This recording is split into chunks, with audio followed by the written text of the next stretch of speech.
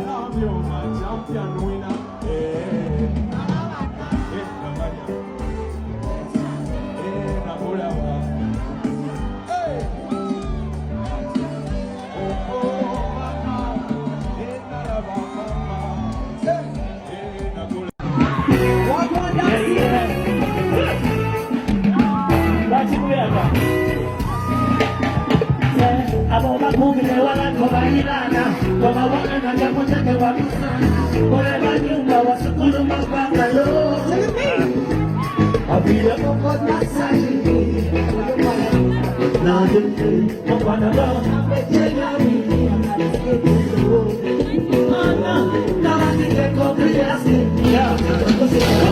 This is the last song.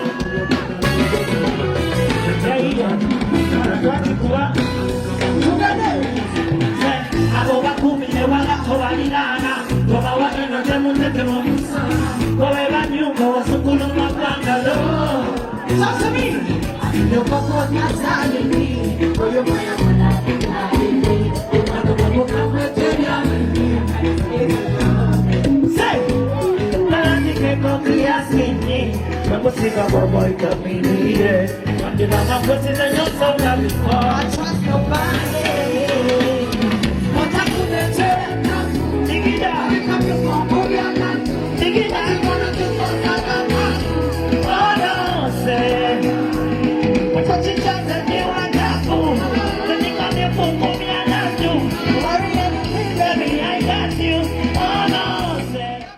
Kongura Dax Vibes, Kongura Cinderella Sanyu Cindy Baby the King herself. Kugambe kyabadde kijjobi nnyo wadde nga amaaso nasinze gateeka side zeno owa Dax Vibes. Yes, wabaddeyo ddala Vibes.